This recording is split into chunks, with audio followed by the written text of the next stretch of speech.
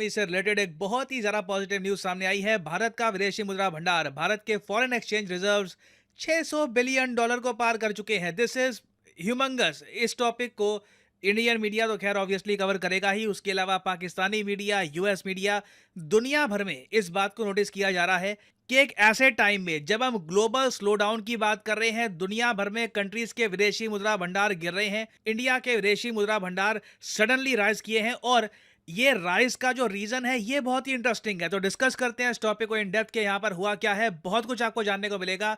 मगर आगे बढ़ने से पहले आपसे पूछूंगा एक प्रश्न। क्वेश्चन यहाँ पर यह है कि हाल ही में इंडिया ने आईएनएस किरपान शिप किस कंट्री को गिफ्ट कर दी है? ये है यहाँ पे आपकी option: Japan, Indonesia, Sri Lanka, Vietnam. इस टॉपिक पर मैंने आज से कुछ हफ्ते पहले वीडियो भी बनाई थी, समझाया था आपको कि ये कौन सा देश होगा।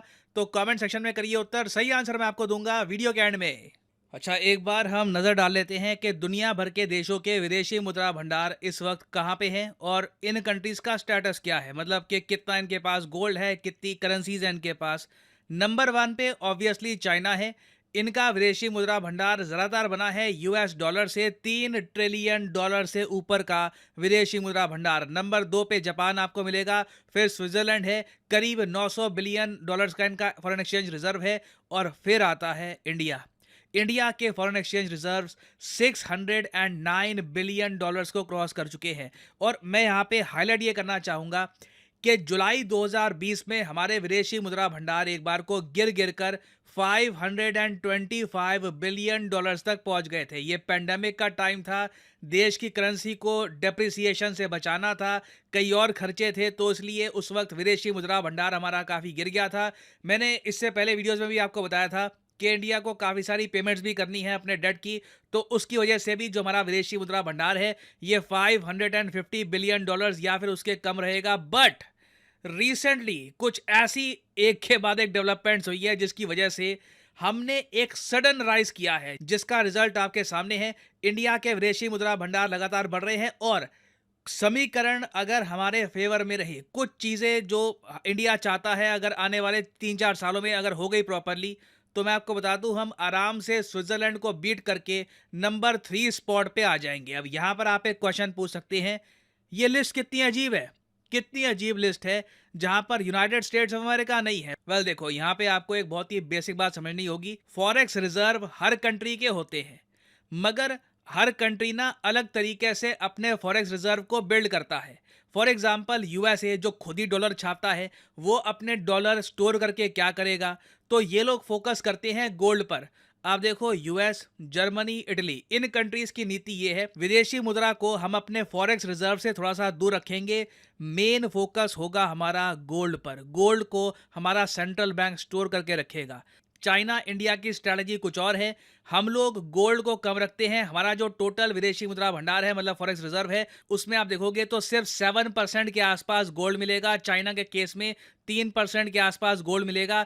बाकी सब या तो दूसरे कंट्रीज का कर्जा है या फिर उनकी करेंसी है। और दुनिया भर में कई इकोनॉमिस्ट हैं इसके बारे में आर्ग्यू कर चुके हैं कि जी फॉरेक्स रिजर्व्स में होना क्या चाहिए, क्या विदेशी मुद्रा ज़्यादा होनी चाहिए, गोल्ड ज़्यादा होना चाहिए। इसको लेकर दुनिया भर में डिबेट है। मगर भारत के जो विदेशी मुद्रा भंडार बड़े हैं ना, जो एक बहुत अच्छी बात है, इसके रीजंस बहुत ही यूनिक और बहुत पॉजिटिव है। एक तो रीज़न ये देखा गया है कि जब दुनिया भर में एक टाइम में ना ग्लोबल स्लोडाउन की बात चल रही है, स्टॉक मार्केट से इतने रिटर्न्स मिल नहीं रहे, इंडिया की स्टॉक मार्केट लगातार आउट परफॉर्म कर रही है और उसके अलावा बहुत सारी और इन्वेस्टमेंट्स आ रही है हमारे देश में। तो अगेन आप इमेजिन करके देखिए, एक अमीर आदमी, लेट्स से इलॉन मस्क है, ठीक है, सिंप्लीफाई करके कह रहा हूँ, इलॉन मस्क को 10 बिलियन डॉलर्स का निवेश करना है भारत में। नाउ ऑब्वियसली जब वो भारत में आएगा तब उसको रुपीस चाहिए होंगे। ऐसा नहीं है कि यहाँ पर कंपनीज को वो डॉलर्स में पेमेंट करेगा, उसको रुपीस में पेमेंट करनी होगी। तो पहले तो वो 10 बिलियन डॉलर्स जो लेके आया है उसको वो कन्वर्ट करेगा रुपीस में। उसके लिए वो मोस्ट प्रोबेबली जाएगा सेंट्रल बैंक के पास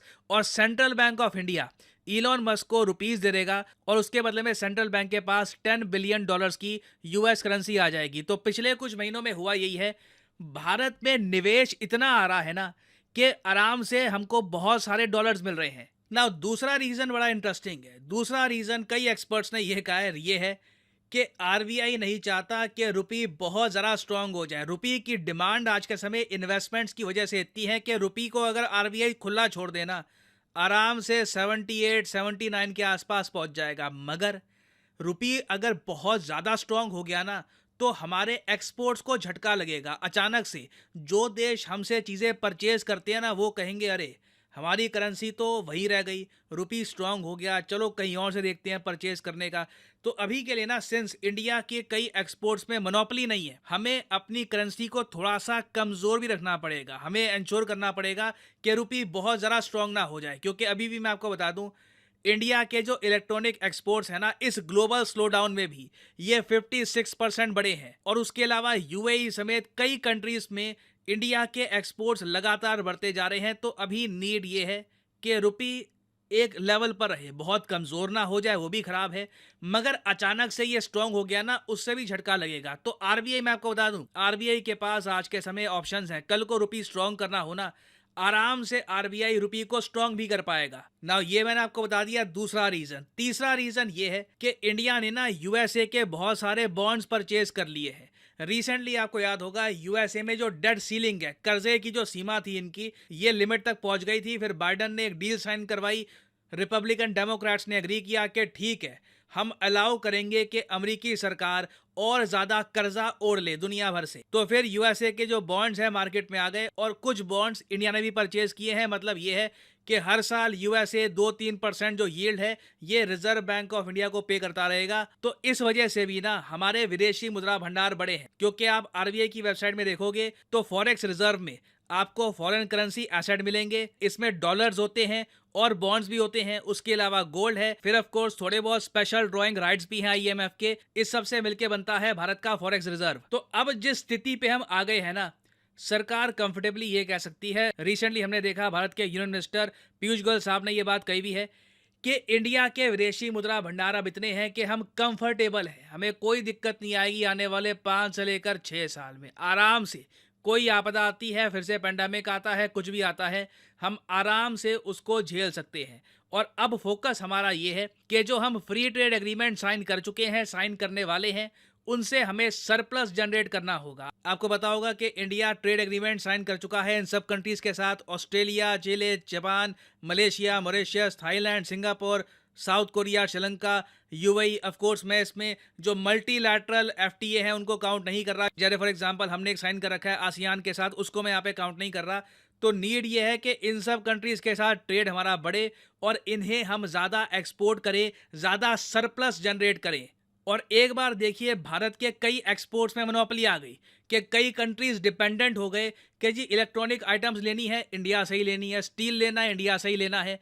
तब आरबीआई आराम से रुपी को भी छोड़ देगा। और मैं आपको बता रहा हूँ, मेरी बात याद रखिएगा, rupee will become stronger in the long run. Rupee बिल्कुल एक बहुत ज़्यादा इन डिमांड करेंसी है। जो इसकी वैल्यूएशन है, ये इन द फ्यूचर स्ट्रॉन्ग ही होने वाली है। नाउ फाइनली वापस आते हैं हम लोग अपने क्वेश्चन की तरफ कि रिसेंटली इंडिया ने आईएनएस किरपान किस कंट्री को सौंपा है। तो सही उत्तर यहाँ पे है ऑप्शन डी, वियतनाम। ये एक गिफ्ट है फ्रॉम इंडिया टू वियतनाम। और चाइना के सरकारी मीडिया ने भी रिसेंटली इस इशू को लेकर काफ़ी रिएक्शन दिया था। और फाइनली यहाँ पर मैं ये भी ऐड कर दूं कि अनअकैडमी का एक मैसिव डिस्काउंट स्टार्ट हो चुका है। 50% डिस्काउंट आपको मिलेगा ऑन अनअकैडमीज कोर्सेज। तो फॉर एग्जांपल लेट्स से आप लाइफ में एक बार चाहते हैं कि प्रॉपरली यूपीएससी एग्जाम की प्रिपरेशन करनी है, तो कमेंट सेक्शन में जाइए, यहाँ पे आपको ये लिंक मिलेगा, इस लिंक पर करिए क्लिक और यहाँ पे आप परचेज कर पाएंगे